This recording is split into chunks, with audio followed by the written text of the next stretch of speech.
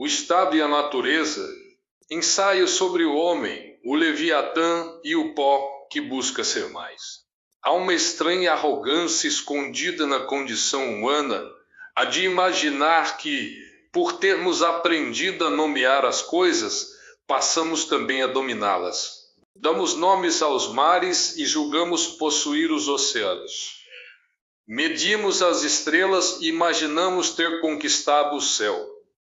Escrevemos leis e acreditamos ter domesticado a injustiça. Erguemos governos, impérios, constituições e tribunais e, por um instante, chegamos a acreditar que finalmente vencemos aquilo que desde o princípio nos acompanha, a nossa própria natureza. Mas basta olhar para o homem, não para o homem representado nas estátuas, nos discursos ou nos livros de história. Olhe para o homem quando ninguém o observa. Olhe para o corpo que envelhece, para a carne que adoece, para a fome que reclama, para o sono que interrompe a arrogância, para o cadáver que transforma o poderoso e o miserável na mesma matéria silenciosa. Então toda a pompa desaparece. A coroa cai, a farda perde o brilho, a toga deixa de impressionar, o palácio torna-se pedra, e o homem volta a ser aquilo que sempre foi: pó, pó que pensa, pó que deseja, pó que teme, pó que ama, pó que guerreia, pó que constrói, pó que inventa deuses e depois se ajoelha diante deles, pó que escreve constituições para tentar organizar outros homens que, como ele, também são pó. Talvez nenhuma criatura seja tão contraditória quanto o homem. Nenhum outro animal parece carregar tão conscientemente a própria fragilidade e, justamente por isso, nenhum parece tão empenhado em construir algo que sobreviva à sua morte. O homem sabe que morrerá e, ainda assim, constrói. Planta árvores cuja sombra não verá. Escreve livros que talvez sejam lidos depois que seu nome desaparecer. Gera filhos que continuarão a caminhada quando suas pernas já não puderem caminhar. Ergue templos diante dos quais seu próprio cadáver poderá passar. Funda cidades, funda religiões, funda estados. E talvez seja aí que esteja o primeiro mistério da política. O Estado nasce do medo que o homem tem de sua própria fragilidade, mas também nasce de sua recusa em aceitar que a fragilidade seja a última palavra sobre sua existência. O homem é fraco sozinho, mas não quer permanecer sozinho. A criança nasce dependente antes de compreender o significado da dependência. Aprende a falar dentro de uma família, a caminhar dentro de uma casa, a reconhecer limites antes mesmo de compreender o conceito de limite.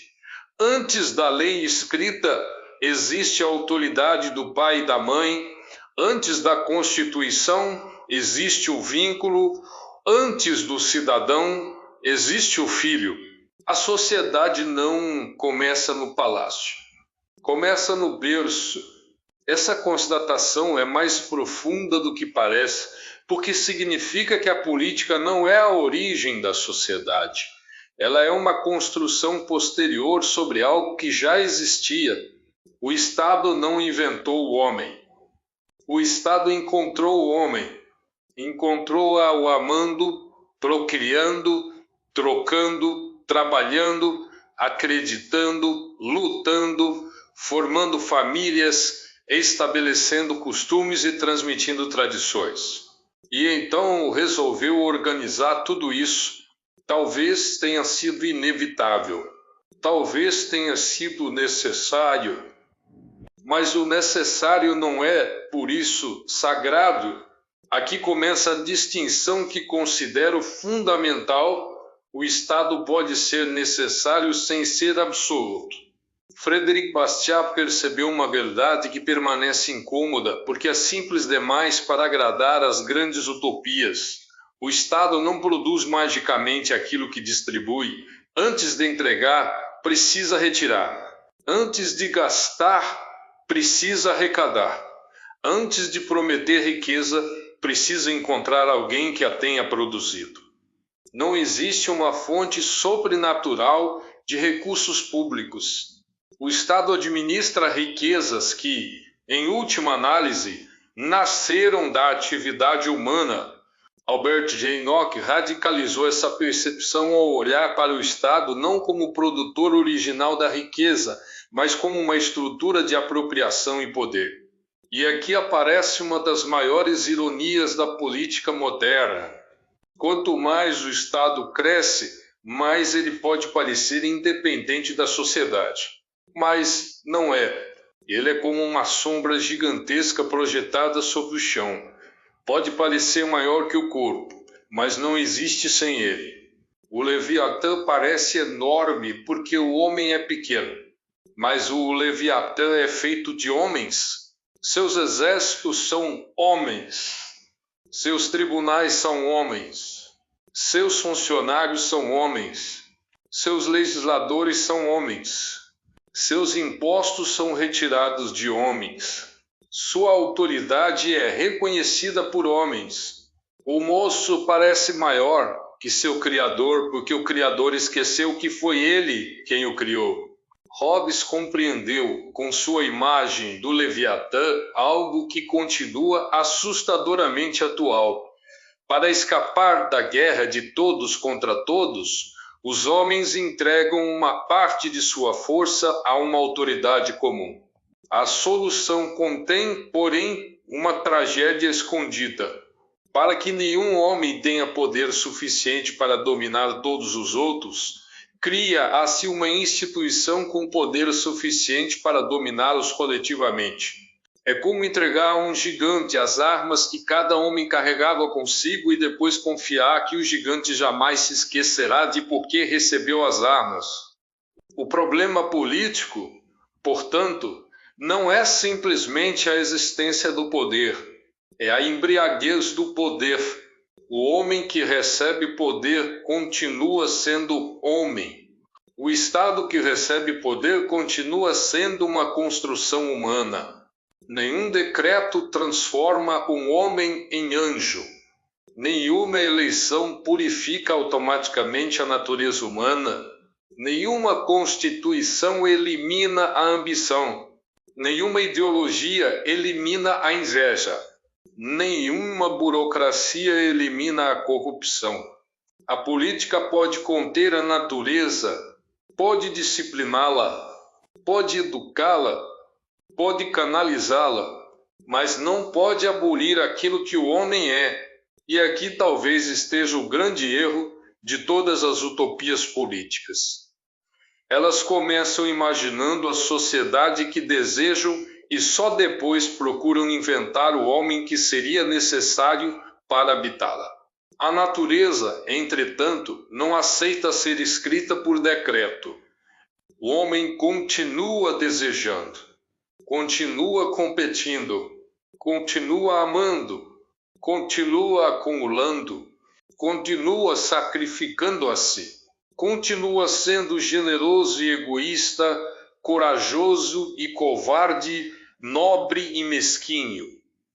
A mesma criatura capaz de morrer por um amigo pode matar por vingança. A mesma mão que acaricia uma criança pode empunhar uma espada. A mesma inteligência que inventa uma vacina pode inventar uma arma. O homem é essa contradição ambulante. E qualquer filosofia política que ignore essa contradição começa mentindo para si mesmo. Por isso, quando penso na origem e na finalidade do Estado, não consigo vê-lo apenas como resultado da guerra, nem somente como produto da religião, nem como simples consequência da economia. Veio algo anterior, vejo família, força e fé. A família é a raiz, a força é o braço. A fé é o horizonte. A família produz continuidade. A força permite proteção. A fé estabelece uma medida que pretende estar acima da vontade do governante. Não afirmo que essas três dimensões tenham surgido historicamente como um sistema perfeito, nem que toda a sociedade tenha organizado suas instituições da mesma maneira. Digo algo mais elementar. Nenhuma comunidade humana permanece por muito tempo sem algum princípio de transmissão, algum mecanismo de proteção e alguma concepção sobre aquilo que considera superior a si mesma. O homem precisa saber de onde veio. Precisa saber quem deve proteger. Precisa saber por que vale a pena proteger. Sem essas perguntas, a política se reduz à administração da força. E quando a política se reduz à força, o poder começa a procurar sua própria justificação. Então o Estado deixa de perguntar o que devo proteger e começa a perguntar o que posso controlar. Essa mudança parece pequena. Entretanto, a distância entre o governo e o Leviatã. O Estado que protege a família pode tornar-se o Estado que substitui a família. O Estado que garante a liberdade religiosa pode tornar-se o Estado que determina quais crenças são socialmente aceitáveis. O Estado que protege a sociedade pode tornar-se o Estado que decide quanto poder de defesa o indivíduo pode possuir. A lógica é sempre a mesma. Aquilo que deveria ser auxiliar começa lentamente a tornar-se necessário. Aquilo que se torna necessário passa a ser indispensável. E aquilo que é considerado indispensável acaba sendo tratado como absoluto. É assim que uma ferramenta ganha coroa. E uma ferramenta coroada é um monstro. O Estado não deveria ser a finalidade da existência humana. O Estado deveria existir para que a existência humana pudesse florescer. Essa diferença é tudo. Quando o instrumento se transforma em finalidade, o homem passa a viver para a instituição que criou. O funcionário passa a obedecer ao formulário. O cidadão passa a existir para alimentar a máquina. A sociedade passa a ser tratada como matéria-prima da política.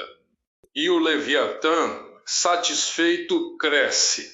Talvez seja por isso que as grandes ideologias modernas têm encontrado tanta força. Elas oferecem ao homem uma explicação total. Nada é mais sedutor do que uma teoria que promete explicar tudo. Karl Marx e Friedrich Engels ofereceram uma interpretação poderosa da história baseada em grande parte nas relações materiais, na propriedade, na produção e nos conflitos sociais. Mas uma lente que pretende explicar toda a paisagem corre um risco terrível: transformar aquilo que não aparece na lente em algo que não existe.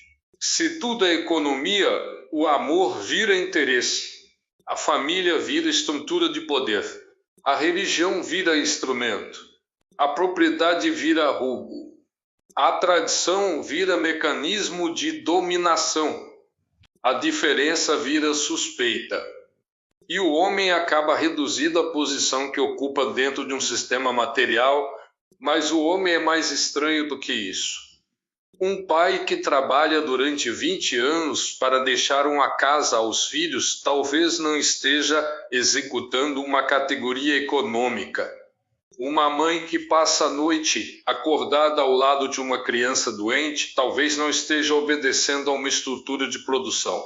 Um homem que entrega a própria vida para salvar outro talvez esteja realizando exatamente aquilo que uma teoria materialista teria dificuldade em explicar sem reduzir a Ló novamente à matéria. O homem possui interesses, mas possui também lealdades.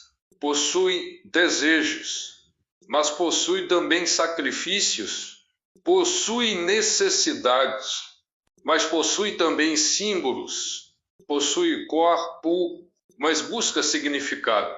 E talvez seja justamente essa dimensão que todas as grandes teorias da história tendem a subestimar. O homem não quer apenas viver, quer saber por que vive. É por isso que o pão nunca foi suficiente. Se fosse, nenhuma civilização teria construído templos, nenhum homem teria morrido por uma bandeira, nenhum soldado teria avançado sabendo que poderia morrer, nenhum filósofo teria passado a vida perguntando o que é a justiça, nenhum poeta teria desperdiçado noites tentando encontrar uma palavra que dissesse aquilo que outras palavras não conseguiram dizer. O homem quer pão, mas quer também significado. E quando uma ideologia oferece significado absoluto, ela pode tornar-se mais perigosa que qualquer imposto. Porque o imposto toma uma parte do homem. A ideologia pode tomar o homem inteiro. Não é necessário negar a existência da exploração para rejeitar a ideia de que toda a diferença seja exploração. Se eu produzo tomates e outro homem produz batatas, a troca pode existir porque somos diferentes. A diferença cria complementaridade. A especialização permite cooperação. O excedente pode ser prudência antes de ser ganância. A reserva pode significar sobrevivência. O homem que guarda sementes para o inverno não está necessariamente explorando o verão. Ele está reconhecendo o futuro. A natureza não funciona segundo a lógica de uma assembleia. A formiga trabalha para além da necessidade imediata. O esquilo armazena. O agricultor planta antes da colheita. O pai trabalha pensando no filho que ainda não nasceu. Existe uma economia anterior aos economistas, a economia da sobrevivência, e nela existe uma palavra que as grandes teorias de conflito frequentemente esquecem: prudência. O homem não acumula apenas porque quer dominar. Às vezes acumula porque sabe que amanhã pode faltar. A diferença é moralmente importante. Porque se toda acumulação é suspeita, toda prudência passa a parecer egoísmo. E uma sociedade que transforma a prudência em pecado começa a punir justamente aqueles comportamentos que lhe permitem sobreviver às incertezas. Mas existe outra questão ainda mais profunda. Não se pode construir uma sociedade justa simplesmente dividindo aquilo que ainda não foi harmonizado. A justiça não é matemática. O homem não é uma unidade abstrata. Não somos peças idênticas que precisam ser distribuídas igualmente sobre uma mesa. Somos diferentes em corpo, inteligência, temperamento, vocação, coragem, habilidade, circunstância e destino. A igualdade diante da lei pode ser uma exigência de justiça. A igualdade absoluta de resultados é outra coisa. Confundir ambas é transformar justiça em aritmética. E a vida não é aritmética. Talvez seja aqui que devamos retornar à família, porque a família é a primeira instituição humana que ensina uma verdade que nenhuma ideologia gosta de admitir. Ninguém começa a vida sendo autossuficiente. Nascemos dependentes. Recebemos antes de produzir. Somos cuidados antes de compreender o que é cuidar. Aprendemos antes de ensinar. E talvez seja justamente por isso que a família seja politicamente tão importante. Ela ensina que a autoridade não é necessariamente opressão. Que limite não é necessariamente violência. Que diferença de função não significa diferença de dignidade. Que responsabilidade não é privilégio. Que liberdade sem responsabilidade é apenas outra forma de escravidão. O Estado pode legislar sobre a família, pode protegê-la, pode regulamentar aspectos de sua existência, mas não pode ser a origem daquilo que a família é, porque a família não foi inventada por um ministério. A maternidade não nasceu de uma constituição. A paternidade não foi criada por um parlamento. O cuidado entre gerações não precisou de decreto. O vínculo entre pais e filhos antecede o diário oficial. Essa anterioridade é decisiva, porque aquilo que antecede o Estado também pode servir de limite ao Estado, e talvez seja isso que toda forma de poder absoluto teme: instituições que não dependem dele para existir. A família não precisa do Estado para amar. A fé não precisa do Estado para acreditar. A consciência não precisa do Estado para pensar. A comunidade não precisa do Estado para existir. E, justamente por isso, o Estado deve aprender a conviver com aquilo que não criou. Há ainda a força. A palavra assusta os homens modernos porque eles confundiram força com violência.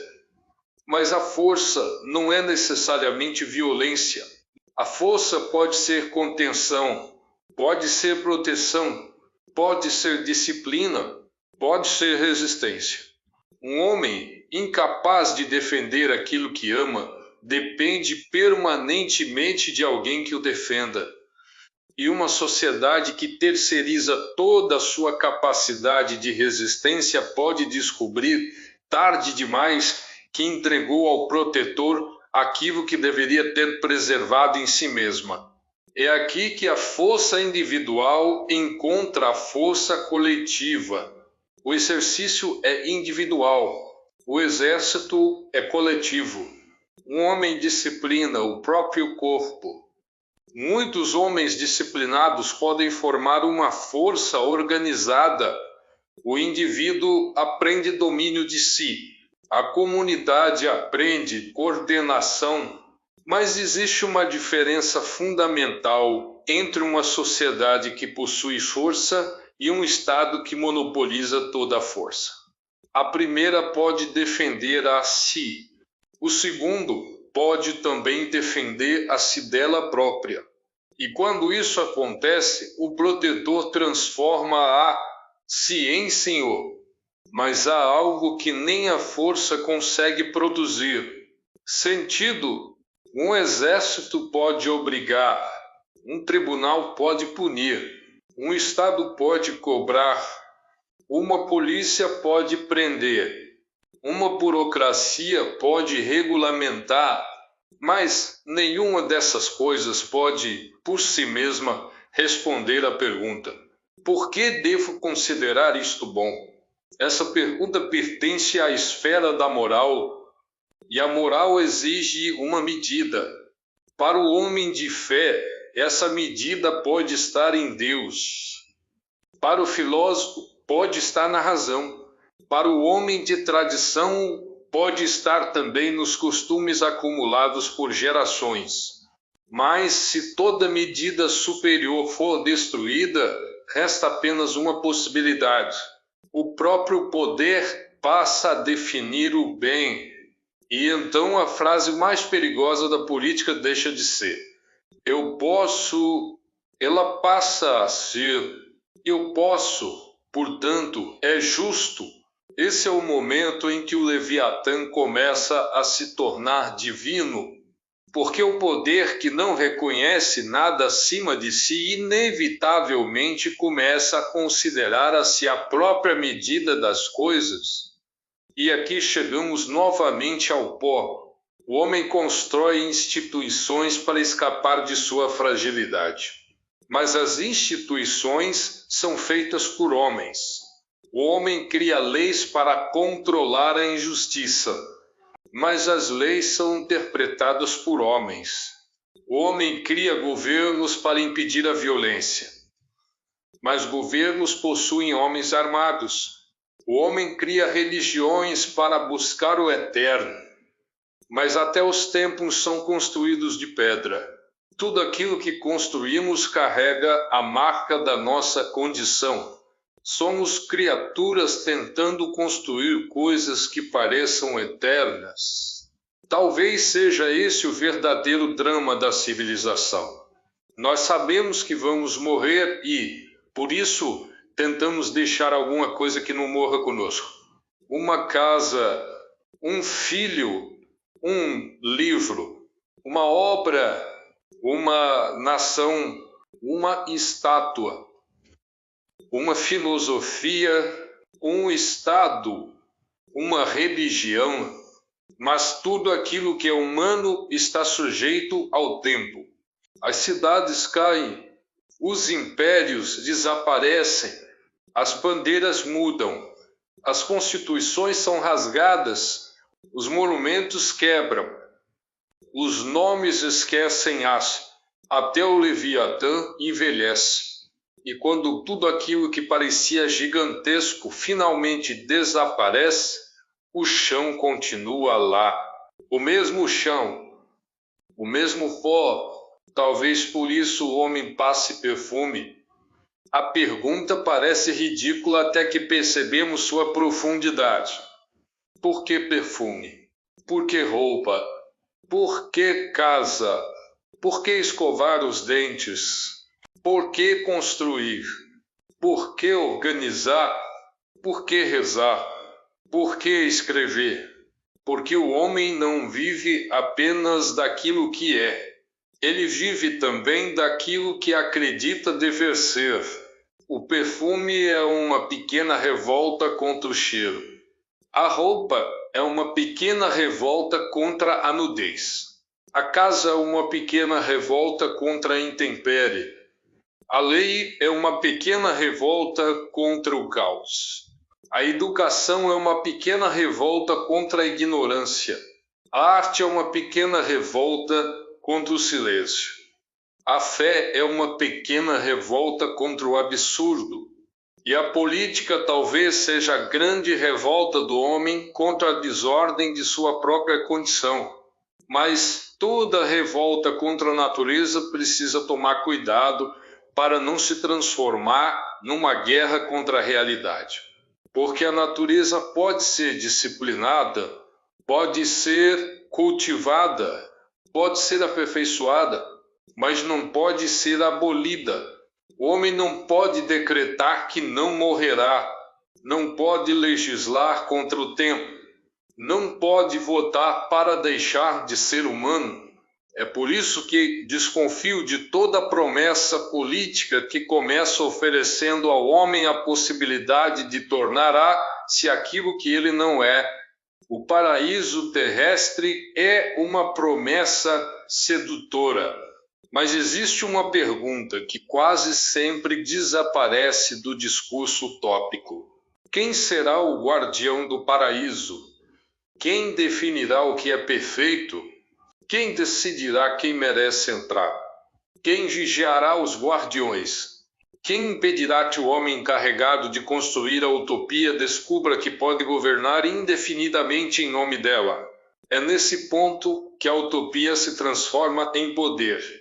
E o poder, quando se apresenta como necessário para alcançar a perfeição, torna-se quase impossível de limitar. O amanhã prometido justifica o sacrifício de hoje. A geração presente é sacrificada em nome da geração futura. A liberdade presente é sacrificada em nome da liberdade futura. O indivíduo real é sacrificado em nome do homem ideal. E assim o pó concreto é sacrificado em nome de um homem imaginário. Essa talvez seja a maior crueldade de todas as utopias. Elas frequentemente exigem que homens reais sofram para que homens imaginários sejam felizes. Não quero, portanto, um mundo sem Estado. Quero algo mais difícil. Quero um Estado que saiba que não é Deus. Um Estado que reconheça sua própria origem humana. Um Estado que saiba que sua autoridade não é licença para invadir tudo aquilo que existe antes dele. Um Estado que compreenda que governar não significa possuir, que proteger não significa substituir, que legislar não significa criar a natureza humana, que organizar não significa controlar todas as coisas. O Estado deve ser grande o suficiente para cumprir sua função e pequeno o suficiente para lembrar que possui uma função. Porque o Estado absoluto é uma contradição. Se ele é absoluto, deixa de ser instrumento. Torna-se fim. E quando o instrumento se transforma em fim, o homem passa a existir para servir ao. É então que o Leviatã recebe sua coroa. Mas existe uma última ironia. O homem que deseja ser grande não consegue escapar daquilo que o torna pequeno. Ele pode conquistar continentes e ainda sentir medo. Pode governar milhões e continuar incapaz de governar a si próprio. Pode possuir riquezas e ainda não comprar uma hora de vida. Pode mandar construir um monumento gigantesco e não impedir que seu próprio nome seja esquecido. Pode criar um estado que dure séculos e não conseguir prolongar sua própria respiração por alguns segundos. No fim, o rei e o mendigo descobrem a mesma verdade. A espada e a enxada terminam no mesmo chão. O filósofo e o ignorante encontram a mesma matéria. O revolucionário e o conservador são finalmente despojados de suas bandeiras. E o Leviatã, que parecia eterno, também retorna ao pó. Talvez seja por isso que a grandeza humana não esteja em negar que somos pó, está em reconhecer que somos pó e, ainda assim, construímos. Essa é a nossa dignidade. Não somos grandes porque somos imortais. Somos grandes porque, sabendo que morreremos, amamos. Sabendo que tudo passa, construímos. Sabendo que podemos perder, guardamos. Sabendo que somos frágeis, protegemos. Sabendo que não sabemos tudo, procuramos a verdade. Sabendo que somos pó, levantamos os olhos. O problema começa quando esquecemos a primeira metade dessa equação. Quando o homem esquece que é pó, transforma-se em tirano. Quando o Estado esquece que é criação humana, transforma-se em Leviatã. Quando uma ideologia esquece que é apenas uma interpretação, transforma-se em dogma. Quando uma instituição esquece que existe para servir, passa a exigir servidão. E talvez toda a sabedoria política possa ser reduzida a uma lembrança muito simples. O poder precisa olhar para baixo de vez em quando. Precisa olhar para o chão. Precisa lembrar de onde veio. Precisa lembrar para quem existe. Precisa lembrar que, por trás de toda estatística, existe um homem. Por trás de todo imposto, existe um trabalho. Por trás de toda lei, existe uma vida. Por trás de toda guerra, existe um corpo. Por trás de todo império, existem sepulturas. E por baixo de tudo isso, existe a mesma matéria silenciosa. Olá, olá, olá. Pó que um dia foi criança. Pó que um dia amou. Pó que um dia teve medo. Pó que um dia ergueu uma casa. Pó que um dia escreveu uma lei. Pó que um dia empunhou uma espada. Pó que um dia entrou num palácio acreditando que seria eterno. Pó que um dia ajoelhou diante de Deus. Pó que um dia acreditou ser Deus. E pó que, finalmente, descobriu que não era. Talvez o Estado seja uma das maiores invenções do homem. Talvez seja também uma das mais perigosas. Porque nada é mais perigoso do que uma criação humana quando seu Criador esquece que a criou. O Leviatã cresce quando o homem se apequena, mas o Leviatã também depende do homem. E isso significa que o monstro nunca é totalmente independente de seu criador.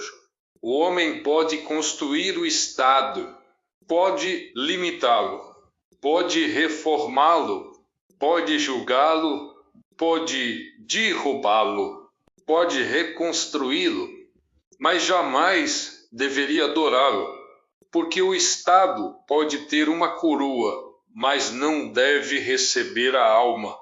Pode carregar uma espada, mas não deve possuir a consciência. Pode construir palácios, mas não deve substituir a casa. Pode impor leis, mas não deve inventar a verdade. Pode proteger a cidade, mas não deve tornar-se dono do homem. No fim, todos os palácios são feitos de matéria. Todas as coroas enferrujam. Todas as espadas perdem o fio. Todos os impérios encontram seu inverno. Todos os homens encontram seu túmulo. E o pó permanece. Por isso, talvez a pergunta mais importante não seja: que estado devemos construir? Talvez seja: que tipo de homem estamos tentando proteger quando construímos um Estado? Porque se esquecermos o homem, qualquer Estado poderá parecer justificável. E se lembrarmos do homem, de sua grandeza, de sua miséria, de sua liberdade, de sua fraqueza, de sua dignidade, de sua mortalidade, talvez finalmente compreendamos que o Estado não existe para substituir a natureza humana. Existe para impedir que a natureza humana se destrua. Essa é a diferença entre governo e idolatria, entre autoridade e tirania, entre instrumento e leviatã, e entre o homem que governa o Estado e o homem que se ajoelha diante dele. No princípio havia o homem, depois veio a família, depois a comunidade, depois a força organizada, depois a lei, depois o Estado, depois o Leviatã. E, depois de tudo, quando as vozes cessarem, quando as bandeiras caírem, quando os palácios forem ruínas, quando os livros perderem seus leitores, quando os nomes forem esquecidos, quando o último governante abandonar o último trono, restará aquilo que sempre esteve esperando sob os nossos pés, o pó. Mas talvez seja justamente essa a última lição. O homem não precisa deixar de ser pó para ser grande. Precisa apenas não esquecer que é, porque o pó que sabe que é pó pode construir sem adorar sua própria construção. Pode governar sem acreditar ser Deus. Pode criar instituições sem transformar instituições em ídolos. Pode buscar o poder sem esquecer seus limites. Pode olhar para o céu sem abandonar a terra. E pode erguer a si, não porque deixou de ser pó, mas porque, sendo pó, ousou buscar ser mais. Este texto é meu. Sou Edson Dalbiano, discípulo do Olavo de Carvalho, Maquiavel, Le Bon, Schopenhauer, Dan Carlin, Bastiat, Pascal, Canabrava e de muitos outros. Sigam o Pobe Filosofia e também o Pobre Jardineiro.